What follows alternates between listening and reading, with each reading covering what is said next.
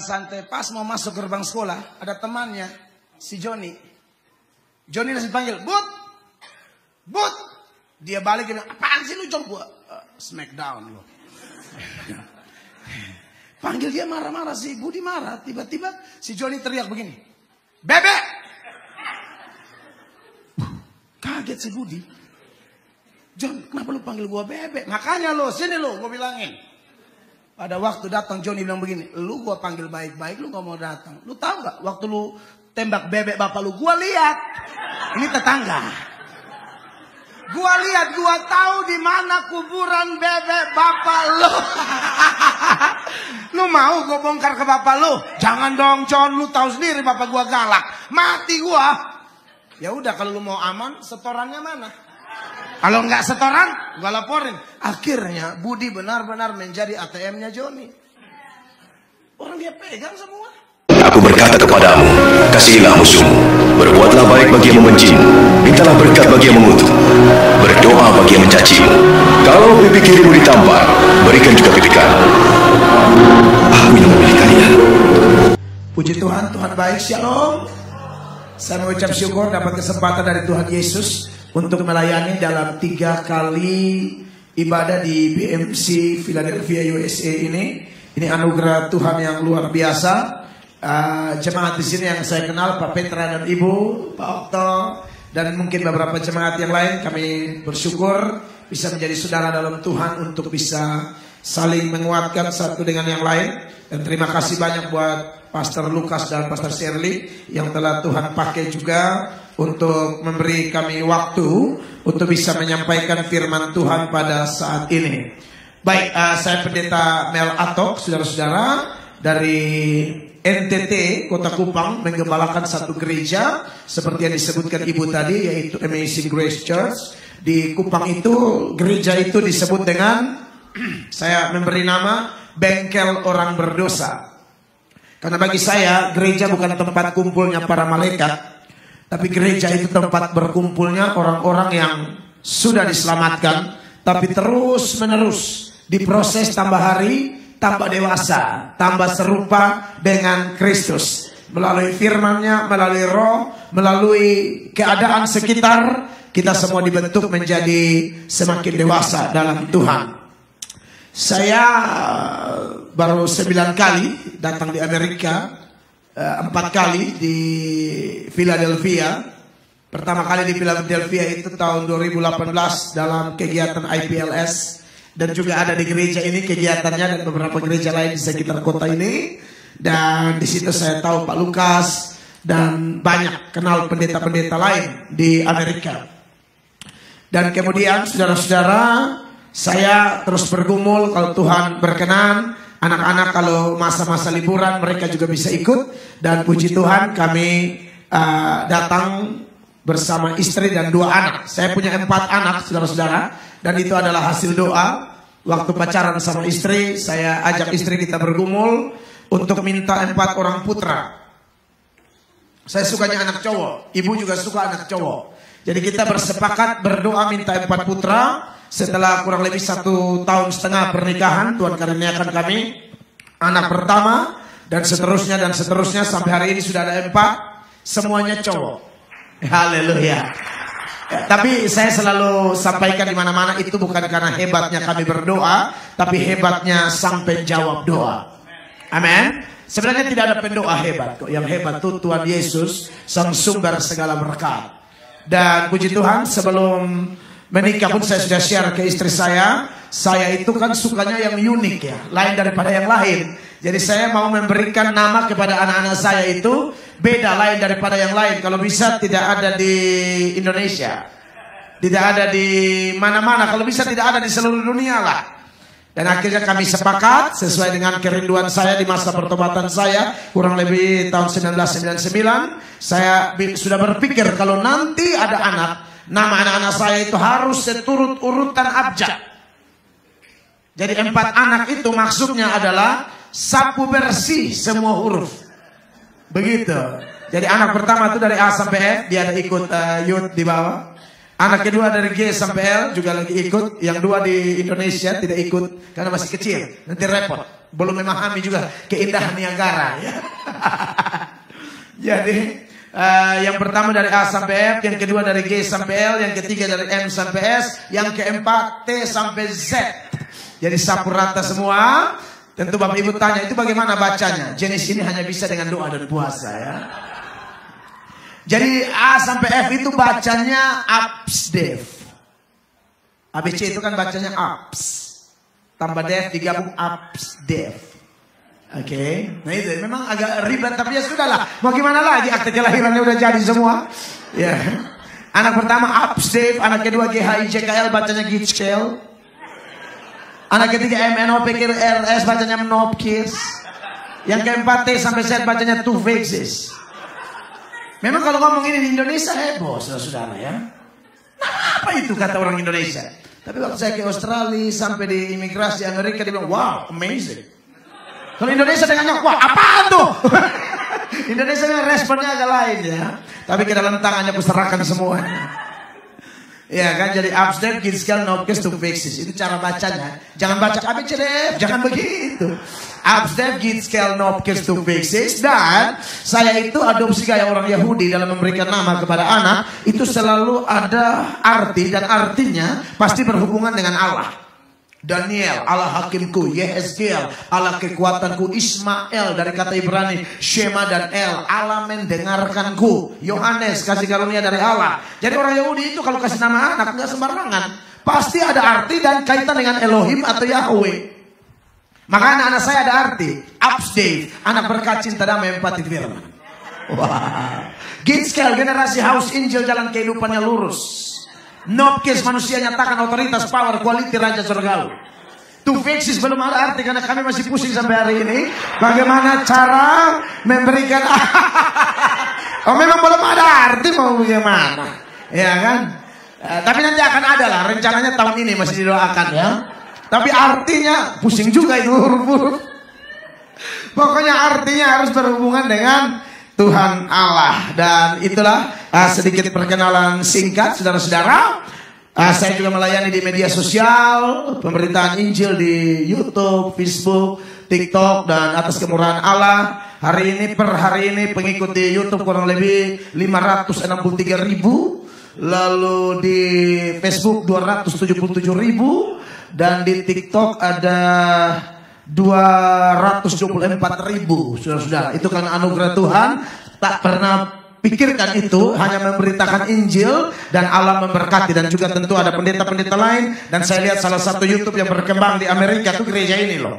Ya. Dan saya mengikuti dan saya berdoa terus biar BMC terus dipakai Tuhan demi kepentingan kerajaan Allah. Haleluya. Baik, puji Tuhan, khotbah kedua ini adalah sambungan dari khotbah yang pertama. Karena persoalan waktu tadi, mari kita buka dulu. Nats pembukanya terpilih dari Efesus pasal 5 ayat 18.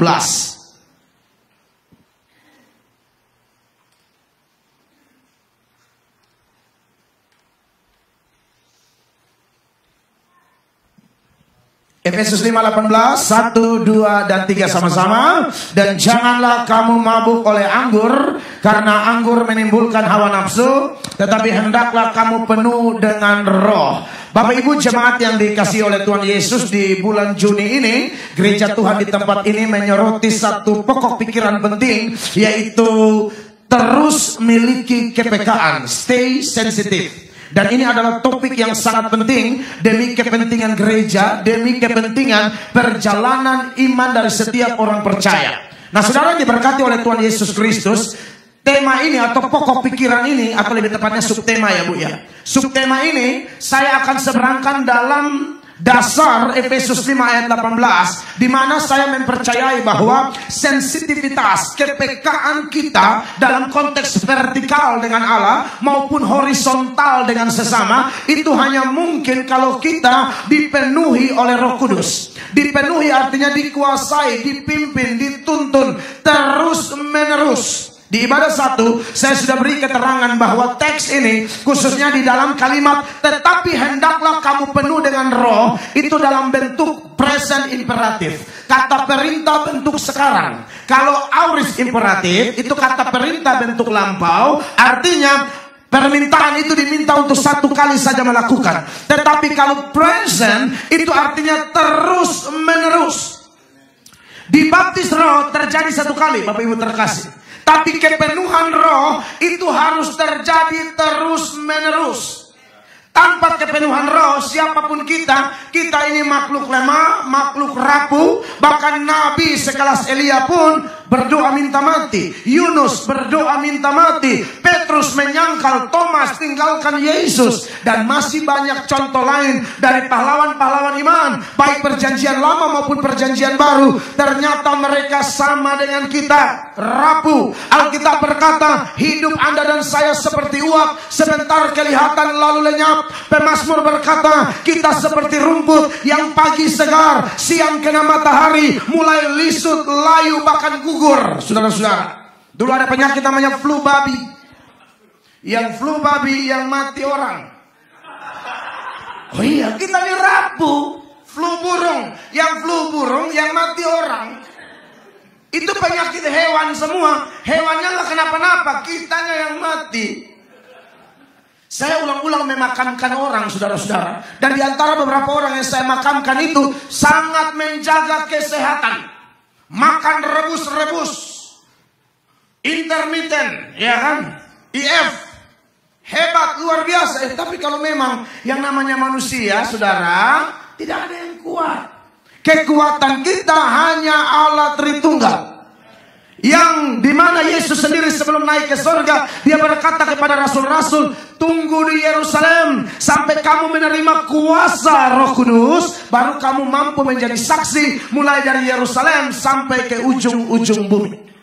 Jadi saudara-saudara yang diberkati oleh Tuhan Yesus, memang konteks kita sebagai manusia rasanya tidak mungkin kita hidup tanpa Roh Kudus. Amin. Yesus tahu itu, makanya dia genapi kita dengan penggenapan janji yang nanti minggu depan kita akan memperingati hari Pentakosta. Itu sangat penting. Nah saudara-saudara, menarik bahwa ayat yang kita baca ini, kepenuhan Roh Kudus itu dikontraskan dengan mabuk anggur, ya, atau mabuk alkohol dalam konteks sekarang. Mabuk anggur itu membuat orang tidak dapat mengendalikan diri. Sebaliknya, kalau penuh Roh Kudus, orang menjadi terkendali. Banyak orang yang bisa kecelakaan gara-gara mabuk, ya. Kehilangan kesucian gara-gara mabuk, ya. Bahkan ada bos-bos yang menghamili pembantu gara-gara mabuk. Dia pulang, dia susah bedakan mana nyonya, mana pembantu. Dia main tarik aja, masuk. Kata pembantu, aku bukan nyonya, malam ini kau nyonya. Itu makanya banyak kecelakaan di sana, aduh. Kalau Tuhan yang udah mabuk, udah mulai ngawur, ya kan? Ada lagi yang kalau kami di NTT itu kalau mabuk, waduh. Anak ojek berasa Valentino Rossi. Serius. Sampai ada ceritanya, ada mobil tronton dari depan, tapi udah agak sorean, mau malam, maghrib mau malam gitu. Tronton, lampu besar, mereka lagi mabok. Nama aslinya sebenarnya bukan Rossi. Nama mungkin Nadus, ya, Nimrod. Tapi kalau udah bergaul, lah dibaptis ulang. Ganti namanya, jadi Gordon, Rossi, Dovizioso. Mentang-mentang punya motor kredit, ya kan? Jadi mabok ini saling memanas-manasi begitu. Ayo Rossi, hantam. Karena dia lihat dua lampu ini, dia pikir dua motor. Padahal ini mobil tronton ini. Ya, dua motor. Dia bilang, kau lihat ya, ini Rossi, saya akan masuk dari tengah. Star motor kasih hidung. Rossi, mobil ini IGD dikelilingi selang infus. Oh iya, itu tabrak mobil. Iya kan? Pasti itu memang tidak sadarkan diri di IGD, dirawat. Keesokannya teman-temannya datang. Yang datang nih Marquez, ya kan? Dovizioso, semua datang cari gimana Rossi antara sadar tidak sadar. Gimana Rossi, kamu baik-baik saja Rossi? Saya baik-baik saja. Tapi itu motor dua gimana? Motor apaan? Mobil itu. Kau maboknya belum hilang-hilang sampai sekarang. Nah inilah kalau mabok anggur. tidak mampu mengendalikan diri. Tapi kalau kita disuruh penuh dengan Roh Kudus, artinya kekasih Allah kita dimampukan untuk terkendali. Kita tetap mampu untuk stay sensitif, tetap atau terus miliki kepekaan. Ibadah Raya 1 saya menyoroti kepekaan terhadap dua hal. Yang pertama adalah kepekaan terhadap dosa, dan yang kedua adalah kepekaan terhadap serangan setan. Nanti saudara bisa nonton penjelasannya di Ibadah 1 karena channel YouTube ini aktif toh. Tapi untuk gabungan dari dua poin ini saya mau tambahkan sesuatu yang sangat penting berkaitan dengan mengapa kita harus penuh Roh Kudus, supaya kita bisa sensitif. Kita semua ini berpotensi bisa jatuh dalam dosa, termasuk pendeta. Pendeta kalau tidak hati-hati, pendeta mulai merasa diri tinggi, merasa diri hebat, merasa diri paling luar biasa. Ini berhati-hati. 1 Korintus pasal 10 ayat yang ke-12, firman Allah secara eksplisit di sana mengatakan bahwa kalau kamu merasa dirimu kuat, hati-hatilah supaya kamu jangan jatuh. 1 Korintus 10 ayat 12. Istri saya akan baca buat kita. Sebab itu siapa yang menyangka bahwa ia teguh berdiri, hati-hatilah supaya ia jangan jatuh. Iya. Sebab itu siapa yang menyangka bahwa ia teguh berdiri, dikatakan apa? Hati-hatilah supaya ia jangan jatuh. Makanya kalau saudara lihat kejatuhan orang, anak Tuhan yang baik, tidak buru-buru berkomentar. Tidak buru-buru ya dengan mulut kita menilai, mengukur seolah-olah kita paling kuat, dan yang rubuh ini, yang jatuh ini paling lemah. Hati-hati. Saya sering menasihati beberapa orang termasuk jemaat Tuhan yang saya gembalakan bahwa jangan buru-buru. Kadang-kadang kita kayak begitu ya. Padahal kita belum tentu mampu kalau kita ada dalam keadaan itu. Kita belum tentu mampu masuk di dalam kondisi itu. Baca tentang kejatuhan Petrus langsung menghakimi Petrus. Ya Petrus besar mulut gitu aja kok tumbang. Kalau aku belum tentu kau bisa. Petrus itu jatuh di halaman rumah Kayafas. Yesus di situ, dia di sini. Bukan Yesus di LA, dia di Philadelphia, kejauhan. Dekat banget, dia jatuh di lokasi yang tidak mudah dimasuki oleh orang lain. Itu seperti kita nonton sepak bola ya, kita berharap timnas Indonesia kalau Tuhan berkenan. Kalau Tuhan berkenan masuk Piala Dunia, ya kan, saya kembali lagi ke Amerika nonton Piala Dunia, haleluya. Kadang-kadang kita tuh suka marah-marah pemain, padahal gak gampang pemain bola itu. Kadang-kadang yang protes ini pertandingan antara RT pun kalah terus. Tapi kalau ngomongnya, masa gocek itu aja gak bisa, itu harus hati-hati dong. Lu main catur aja kalah. Maksud saya kadang-kadang kita komentari sesuatu yang kita sendiri gak bisa. Komentator itu memang lebih jago dari pemain. Dia nggak tahu main bola, dia tidak tahu nendang, dia tidak punya skill, talenta bersepak bola. Tapi kalau ngomongnya, waduh, luar biasa. Jangankan yang timnas Indonesia, Messi aja mereka bisa maki-maki, Ronaldo aja mereka bisa maki-maki. Kalau tendang free kick atau penalti nggak gol, wah marah. Messi goblok banget sih Messi. Ya elah, lu siapa? Lu pertandingan antara RT aja, lu tendang bola hilang, cari-cari sampai malam. Kok lu seenak-enaknya mengomentari Messi atau tadi tuh Valentino Rossi? Iya kan? Rossi pas belok jatuh langsung penonton bodoh banget si Rossi. Gitu aja nggak bisa. Lu tahu nggak tenaga motornya Rossi itu sama motornya lu yang starter 6 kali baru hidup. Itu juga karena kau bawa lupa standarnya dinaikin. Nah cocok. Ngerti ya saudara ya? Kamu cuma anak ojek atau nge-grab. Kok komentari Rossi nggak cocok. Maksud saya adalah kalau kita berbicara tentang orang-orang yang sedang jatuh dalam dosa, kita tetap berhati-hati, introspeksi diri, jangan sampai kita juga nanti tumbang, gitu ya. Nah, saudara-saudara, tetapi yang saya mau seberangkan lebih dalam berkaitan dengan kombinasi poin pertama dan poin kedua yang saya seberangkan di Ibadah 1, yaitu sensitif terhadap dosa dan sensitif terhadap serangan setan. Waktu Anda dan saya jatuh, ya kita semua pernah jatuh, pendeta juga pernah jatuh. Mungkin di luar tidak tahu, tapi peperangan di pikiran siapa tahu. Di luar orang gak lihat, tapi peperangan di hati siapa tahu. Alkitab bilang kamu melihat dan menginginkan perempuan, kamu sudah bersinah dengan dia di dalam hati. Mungkin di luar kita bisa kelihatan tetap pakai kolar, ya kan? Siapa tahu dandanan model begini siap tak angka hidup-hidup. Ya. Tapi pikiran di sini, di hati, Benci orang dari tahun 2022 sampai 2025 belum pemberesan. Alkitab berkata kamu membenci orang, kamu pembunuh dan tidak ada pembunuh masuk surga. 1 Yohanes 3:15 bilang begitu. Nah oleh karena itu jemaat terkasih, saya mau kasih tahu. Waktu orang jatuh dalam dosa itu ada tuduhan. Penuduhnya ada dua. Ada setan, ada Roh Kudus. Tapi ada bedanya saudara-saudara. Setan itu menuduh sebisa mungkin dia tuduh kita sampai kita putus asa.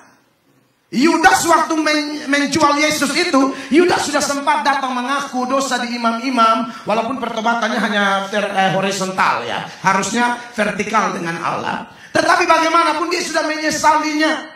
Dia menyesal sedalam-dalamnya. Tapi Anda tahu cara kerja setan. Waktu dia menjebak Anda dan saya untuk terjerembab ke dalam dosa, semua yang indah-indah dia sampaikan kepada Anda. Coba aja nggak apa-apa suamimu nggak tahu. Coba aja nggak apa-apa istrimu nggak tahu. Coba aja nggak apa-apa jemaat nggak lihat kok. Coba aja nggak apa-apa pendeta nggak tahu. Tapi waktu Anda dan saya jatuh, dia akan menuduh kita sebisa mungkin kalau bisa kita putus asa bahkan bunuh diri. Itu setan. Makanya dalam hal ini kita harus waspada. Dia tetap tuduh, kita sudah datang, sudah pemberesan, sudah minta ampun, doa pelepasan dan lain sebagainya. Tapi pada waktu kita menyembah Tuhan, sebentar kita mau ambil perjamuan kudus, setan menuduh kamu tidak layak, kamu tidak pantas, kamu munafik, kamu bertopeng, kamu bermuka dua dan lain sebagainya. Saudara saya mau kasih tahu, itu dari setan. Tuduhan jenis itu dari setan. Kita percaya kita semua bisa jatuh dalam dosa, tapi kalau kita minta ampun dosa, 1 Yohanes 1 ayat 9, firman Allah bilang begini, jika kita mengaku dosa kita, maka ia adalah setia dan adil. Ia akan mengampuni kita dari segala dosa kita dan menyucikan kita dari segala kejahatan kita. Ini ya dan amin. Tapi setan akan bilang tidak, thinking. Yang benar adalah kita sudah diampuni. Asal pemberesan dulu Bapak Ibu ya. Jangan disimpan-simpan. Terbuka sama Tuhan. Daud pernah jatuh, dia terbuka, beres. Musa pernah jatuh, terbuka, beres. Abraham pernah jatuh, terbuka, beres. Para penafsir bilang hampir 2/3 tokoh Alkitab yang hebat-hebat itu pernah tumbang semua. Tapi ketika mereka merendahkan diri, sekalipun setan masih menuduh, tapi Roh Kudus tidak menuduh lagi. Dia hanya kasih ingat, Mel, kamu jatuh, kamu salah ngomong, kamu salah berpikir, kamu salah menilai, motivasimu buruk. Lalu saya minta ampun. Setelah minta ampun, Roh Kudus menghibur, bukan menuduh lagi. Setan dia menuduh terus sampai kita putus asa. Roh Kudus dia namanya Parakletos. Dia penolong dan penghibur. Beri tepuk tangan dulu yang berikan itu. Jadi saudara jangan terjebak dengan dakwaan setan. Jadi sepanjang ada suara bilang saya tidak layak, itu dari setan. Kita sudah minta ampun, Roh Kudus akan berkata, kamu anakku, kamu milik kesayanganku, kamu biji mataku. Itu Roh Kudus. Makanya jangan simpan-simpan dosa, kalau tidak nanti kita sengsara. Seorang anak, dia suka banget main apa? Ketapel ya. Kalau kami di NTT bilang kartapel. Di Jakarta bilang ketapel, kita bilang kartapel. Pakai batu, suka tembak, dia suka susun target, misalnya kaleng Coca-Cola atau botol apa begitu. Sementara dia latih menembak pakai ketapel, bebek kesayangan bapaknya lewat. Ini masalah. Ini bebek manja banget ini bebek. Muncul lagi pikirannya, coba tembak bebek bapak. Dia tembak 3 kali. Pertama salah, yang kedua hampir sipit, dikit lagi kena. Penasaran kan? Yang ketiga memang dia fokus. Yang ketiga tuh pasti kepala bebek bapak. Itu bebek mati. Innalillahi wa innalillahi raji'un. Mati. Dia kaget sendiri karena bapaknya galak banget. Bapaknya sayang dia tapi juga sayang bebek ini. Dia mulai mikir, aduh ini bagaimana caranya dilihat kiri kanan, wah aman. Dia gali lubang dalam-dalam, dia kumpulkan bebeknya. Aman. Besok dia ke sekolah. Waktu dia ke sekolah, katakanlah namanya si Budi ya. Waktu Budi ke sekolah, dia jalan santai, pas mau masuk gerbang sekolah, ada temannya, si Joni. Joni langsung panggil, Bud. Dia balik, dia bilang, apaan sih lu coba? Smackdown. Panggil dia marah-marah, si Budi marah. Tiba-tiba si Joni teriak begini, "Bebek!" Kaget si Budi. "Jon, kenapa lu panggil gua bebek?" "Makanya lu, sini lu, gua bilangin." Pada waktu datang Joni bilang begini, "Lu gua panggil baik-baik, lu gak mau datang. Lu tahu gak, waktu lu tembak bebek bapak lu, gua lihat. Ini tetangga. Gua lihat, gua tahu di mana kuburan bebek bapak lu." "Lu mau gua bongkar ke bapak lu?" "Jangan dong, Con, lu tahu sendiri bapak gua galak. Mati gua." "Ya udah, kalau lu mau aman, setorannya mana?" "Kalau nggak setoran, gua laporin." Akhirnya Budi benar-benar menjadi ATM-nya Joni. Orang dia pegang semua. Nah, Joni takut banget sama bokap. Singkat cerita, dari hari ke hari, tiap kali Budi mau ke sekolah, Budi sampai di pintu gerbang, Joni hanya sandal santai, Budi sengaja tulis "bebek", langsung datang setoran. Jadi uang jajan Budi rata, habis dikuras sama Joni. 1 minggu kemudian Budi pikir-pikir, wah kalau begini terus bahaya, saya nggak ada uang jajan. Maka berpikirlah dia, berat memang, tapi supaya aman, saya akan mengaku kepada Bapak. Cuma ini caranya bebas dari Joni. Maka satu siang dia datang kepada papanya. Dia datang mau bicara, "Papa, saya mau bicara." "Bicara apa?" "Aduh ini Pak, kemarin kan saya belajar nembak." Kata Pak, "Terus kenapa?" "Bebek Bapak lewat." "Nah, terus kenapa dengan bebek?" "Saya tembak dia 3 kali Pak." "Terus gimana?" 1 sama 2 salah." "Puji Tuhan," kata Bapak. "Terus yang ketiga mati." Waduh, bapaknya bangun, bapaknya marah. "Hei Budi, asal lu tahu ya, lu tembak bebek Bapak, Bapak lihat lu dari jendela. Bapak ini mau nunggu lu nih, anak baik gak sih? Bapak tunggu hari Senin lu gak nongol-nongol. Bapak tunggu Selasa lu tidak datang, Rabu lu tidak datang, Kamis, Jumat, Sabtu lu tidak datang, Minggu baru lu datang.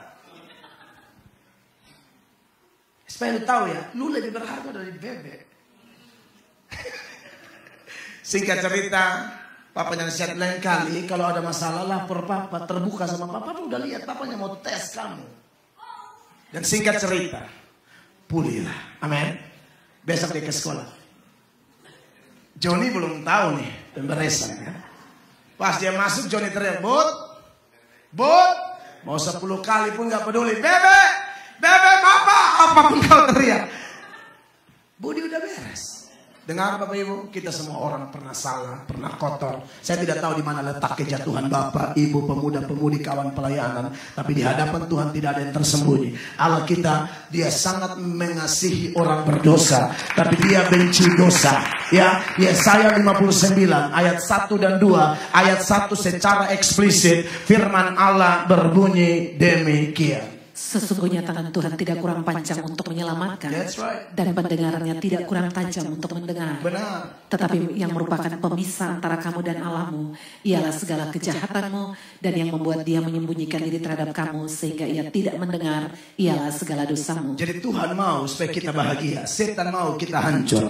Apa yang bikin kita hancur? Sudah ada dosa, itu menjadi pintu gerbang setan menjajah dan memperbudak kita. Tapi siapapun Anda yang datang kepada Tuhan mengaku dosa-dosa Anda dan saya, percayalah pengampunan turun sekalipun dosamu dan dosaku merah seperti kermisi, merah seperti kain kesumba, akan diputihkan seputih salju, diputihkan seputih bulu domba. Itu tambahan berkaitan dengan poin pertama, poin kedua di ibadah yang pertama. Yang berikut, saudara-saudara, kalau bicara tentang kepenuhan Roh Kudus dikaitkan dengan topik atau pokok pikiran stay sensitive atau terus memiliki kepekaan, maka hal yang berikut adalah kita itu harus memiliki kepekaan atau sensitivitas terhadap setiap pergumulan hidup yang kita alami. Amin, saudara-saudara. Tidak ada kita yang lolos dari pergumulan. Seorang pernah bikin baju kos oblong, kalau di Indonesia itu jago-jago. Lalu ada tulisan-tulisan. Ada satu tulisan menarik sekali. Dia bilang begini, kalau Anda masih pusing 7 keliling, artinya Anda masih punya kepala. Kalau tidak mau pusing lagi, tidak usah pakai kepala.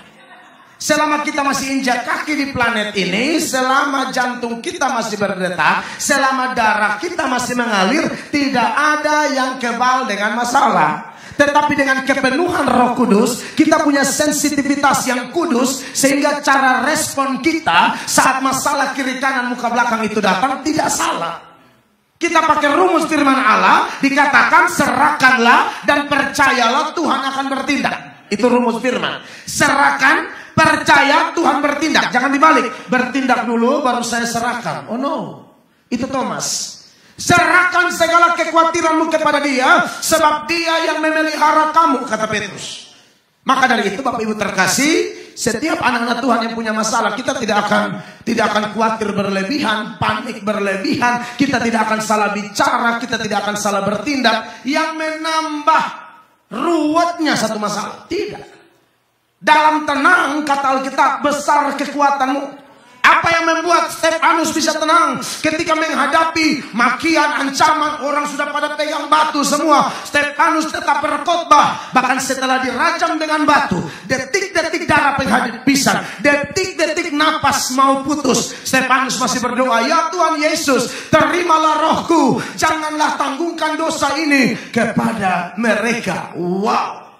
Ini kalau bukan Roh Kudus, ya pasti Roh Kudus. Sebelum ada Roh Kudus, Petrus panik, ambil pisau potong telinganya Malkus, hamba imam besar itu di Getsemani.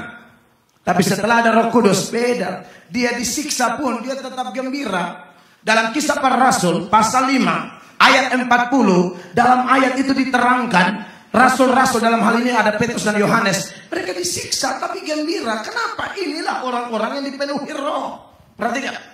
Mereka memanggil rasul-rasul itu, lalu menyasar mereka dan melarang mereka mengajar dalam nama Yesus. Sesudah itu mereka dilepaskan. Terus ayatnya yang ke-41, sama-sama jemaat. 41, 1, 2, 3. Rasul-rasul itu meninggalkan sidang mahkamah agama dengan apa?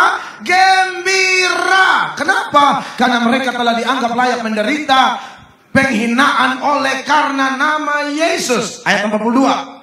Pelayanan lanjut terus. 42, 1, 2, 3. Dan setiap hari mereka melanjutkan pengajaran mereka di bait Allah dan di rumah-rumah orang, dan memberitakan Injil tentang Yesus yang adalah Mesias. Ini keren. Kalau tidak ada Roh Kudus, mana mau pelayanan lagi kalau menderita begini. Mana mau, diproses sedikit sudah memberontak, diproses sedikit sudah pilih jalan lain, diproses sedikit tinggalkan Yerusalem menuju Emmaus seperti Klopas dan temannya. Tapi anak Tuhan sejati punya prinsip, sekali Yesus tetap Yesus, sekali maju tetap maju, dan meyakini di balik tangisan kita, di balik kesakitan kita, di balik proses-proses yang Allah lakukan, ada kemuliaan yang Allah bisa siapkan bagi kita. Amin. Saudara masih percaya Roma 8 ayat 28? Ayat itu berkata apa? Kita tahu sekarang bahwa Allah turut bekerja dalam segala sesuatu untuk mendatangkan kebaikan bagi mereka yang mengasihi Dia, yaitu mereka yang terpanggil sesuai dengan rencananya. Tepuk tangan yang meriah begitu. Saya suka sampaikan ini di mana-mana, saudara-saudara. Ya, ada seorang yang sangat maniak berburu, seorang raja, maniak banget berburu, dan dia punya anak kepercayaan, namanya Tarjo. Ini cerita saja ya. Anak kepercayaannya Tarjo. Tarjo ini memang anak baik, ya, tidak tunggu diperintah. Dia sudah tahu apa yang harus dia lakukan, dan paling pintar ambil hati bos. Makanya raja kemana-mana pasti bawa dia. Raja ini maniak berburu. Jadi raja masuk ke dalam sebuah hutan untuk berburu binatang. Kemarin saya lewat tuh, kijang rusak, mati berapa banyak. Kalau dikupang rata, bumbu turun langsung, syukuran dinaikkan. Haleluya. Itu langsung kami memuji kebesaran-Mu. Haleluya. Di sini nggak diangkat ya. Darah Yesus. Teman saya di Manado, ular udah mati digali. Mati. Orang tabrak ular mati. Pulang cerita pendetanya, Pak, aduh kita tabrak ular. Di mana? Di situ. Digali, masa enak kata. Kalau saya sih nggak makan ular ya, tapi teman-teman bersaksi luar biasa. Di sini mati tidak diangkat ya. Nah ini raja suka berburu rusa gitu kan. Satu kesempatan sedang berburu. Tidak ada hasil, jadi rajanya ini beristirahat di bawah pohon yang rindang. Sementara istirahat, si Tarjo ini pintar, ambil senjata raja, tuannya, dia gosok. Ini keren. Saking semangat gosok, dia lupa kalau dalam senjata itu ada peluru. Inilah, kalau semangat tapi tidak terkendali baik. Waktu dia gosok, dia balik senjatanya. Minta maaf, ujung senjata tertuju persis jempol kaki kanan raja. Dia gosok, dia tekan saudara-saudara, putus jempol kaki kanan. Aduh, raja berteriak setengah mati. Singkat cerita, raja memenjarakan Tarjo. Kamu harus dipenjara. 6 bulan kemudian tanpa jempol kaki kanan, raja yang maniak berburu ini kembali masuk hutan untuk berburu. Semua anak buah lain tawarkan diri, kami ikut raja. Oh no, saya hanya mau Tarjo. Tapi karena dia ada masalah dengan saya, maka saya pergi sendiri saja. Kali ini raja pergi sendiri ke dalam hutan. Raja ketemu segerombolan suku primitif. Suku ini tangkap raja, lalu ikat raja hidup-hidup, mau dibakar menjadi korban persembahan bagi dewa mereka. Sebelum dibakar, salah satu anggota suku itu lapor bapak kepala suku. Bapak kepala suku, korban siap dieksekusi untuk dewa, apa boleh dibakar sekarang? Langsung kepala suku bilang boleh, tapi ingat aturan dewa kita. Dewa kita tidak terima persembahan cacat. Jadi tolong diperiksa kembali, pastikan korban ini gak ada cacatnya. Supaya dewa terima, kita bisa dapat berkah. Namanya kepercayaan orang primitif. Diperiksa. Diurut satu persatu mulai dari ujung kepala. Terus sampai jempol kaki kanan. Hancurkan kuasa kegelapan. Bapak kepala suku, ternyata yang ini jempol kaki kanannya ora ono. Tak ada. Ya sudah, lepaskan dia. Dewa gak terima, biarkan dia pergi. Wih, waktu raja bebas itu, di pikiran raja, di one and only nih, Tarjo. Kan ini penyebab putusnya ini kan. Dia hanya ingat satu nama, Tarjo. Maka dia tidak pulang ke istana, dia pulang ke rumah tahanan. Sampai di rumah tahanan, semua orang bingung. Hormat, Bapak Raja. Cari siapa? Keluarin Tarjo. Tarjo datang, dia peluk Tarjo, dia cepika-cepika. Aduh Tarjo, oh Tarjo, minta maaf saya sudah memenjarakan kamu Tarjo. Kamu tahu tadi apa yang terjadi, saya pergi tanpa kamu. Saya ditangkap oleh suku primitif. Mereka mau bakar saya hidup-hidup. Tapi bapak kepala sukunya bilang, korban tidak boleh cacat Tarjo. Waktu mereka lihat jari yang kau tembak Tarjo, artinya bersyukur tapi masih ada sisa lah. Sebenarnya di cerita asli nggak ada ya, saya nambah sendiri. Bukan firman. Langsung saudara-saudara apa yang terjadi? Maka Tarjonya berlutut. Tarjo berlutut di hadapan Bapak Raja. Aduh Bapak Raja, terima kasih sudah memenjarakan saya. Loh kalau di penjara kok senang? Iya karena kalau saya tidak dipenjarakan tadi saya ikut. Saya kalau nggak dipenjarakan saya ikut Pak. Bapak sih enak jempol kaki kanan orang ono. Laku utuh gitu. Bapak lolos, saya hangus. Maka Pak terima kasih udah penjarakan saya. Saya percaya semua kita punya masalah. Tapi kalau kita dikendalikan oleh Roh Kudus, kita gak gampang salahkan pendeta, gak gampang salahkan istri, gak gampang salahkan suami, gak gampang salahkan bos. Anak Tuhan yang baik belajar dari Yusuf. Ketika berhadapan dengan saudara-saudaranya yang menyakiti dia, melukai dia. Apalagi kita tahu, masalah yang paling menyakitkan di dunia ini masalah dengan siapa? Orang dekat. Orang yang kita cintai, orang yang kita sayangi, orang yang kita andalkan, orang yang kita sudah anggap bestie. Teman baik, semua isi hati kita dia tahu. Tempat curhat, malah dia yang adalah senjata makan tuan, atau pagar makan tanaman, atau apalah makan apa. Oh ini sakit banget loh saudara-saudara. Yusuf itu sakit banget. Tapi apa yang terjadi dalam Kejadian 50 ayatnya yang ke-20, Yusuf yang adalah orang perjanjian lama yang dikuasai Roh Kudus itu, dia berkata kepada saudara-saudaranya yang ketakutan kalau Yusuf akan balas dendam. Yusuf yang begini sama mereka, memang kamu telah mereka-rekakan yang jahat terhadap aku, tetapi Allah telah mereka-rekakannya untuk kebaikan, dengan maksud melakukan seperti yang terjadi sekarang ini, yakni memelihara hidup suatu bangsa yang besar. Anak Tuhan yang dipimpin Roh Kudus selalu percaya di balik penderitaan ada sesuatu yang luar biasa. Di balik masalah ada sesuatu yang luar biasa. Kamu mereka-rekakan yang jahat kepadaku, tapi Allah mereka-rekakan untuk kebaikan. Allah kita adalah Allah yang paling hebat, merubah bencana jadi berkat, merubah kutuk jadi berkat, merubah sakit jadi kemuliaan. Makanya dia bilang apa sama Marta dan Maria ketika mereka lapor, Lazarus sakit. Yesus bilang apa sama Marta dan Maria? Sakit itu tidak akan bawa kematian, karena sakit itu akan menyatakan kemuliaan Allah. Banyak kali kita pikir Allah dimuliakan kalau kita sehat saja. Tunggu dulu. Di balik masalah pun Allah bisa dimuliakan, kekasih Tuhan. Amin. Oleh karena itu, siapapun Anda dan saya, pergumulan apapun yang kita bawa, pokoknya selama menumpang di sini pasti ada masalah. Amin. Kesusahan satu hari cukuplah untuk satu hari. Banyak kali kita satu hari kita gabungin yang satu minggu. Satu hari itu 5 kilo misalnya beban kita. Kita gabungin 7 hari 35 kilo. Makanya umur 27 macam 72. Orang Indonesia Timur bilang muka tua. Lihat tuh omong-omong yang 72 kayak 26. Kan keren. Karena selalu nyembah, ya kan? Selalu serahkan segala kekhawatiran kepada Allah. Selalu aja kali. Kekhawatiran kita tidak akan merubah keadaan. Justru memperburuk keadaan. Jadi lebih baik datang kepada Tuhan dan berserah. Yang keempat dan yang terakhir. Ya, benar-benar terakhir. Beberapa wajah mencurigakan. Yang keempat adalah kalau bicara tentang stay sensitive. Terus miliki kepekaan dengan Roh Kudus. Yang keempat adalah kepekaan untuk kepentingan Tuhan. Yang pertama berkaitan dengan dosa, yang kedua berkaitan dengan serangan setan, yang ketiga berkaitan dengan pergumulan hidup atau penderitaan yang lain, yang keempat kepentingan Tuhan. Orang ada Roh Kudus, dia akan sensitif terhadap sesuatu yang memuliakan Allah. Amin, kekasih Allah. Kita diselamatkan bukan untuk hanya menikmati keselamatan. Jelas Alkitab mengajarkan kepada kita doktrin yang benar, yaitu salvation by faith. Keselamatan hanya karena iman. Salvation by grace. Keselamatan hanya karena anugerah atau kasih karunia. Kita menolak ajaran sesat. Salvation by works. Selamat karena perbuatan atau usaha-usaha kita. Tetapi saya mau kasih tahu sama saudara, itu bukan berarti Kristen tidak berbuat baik.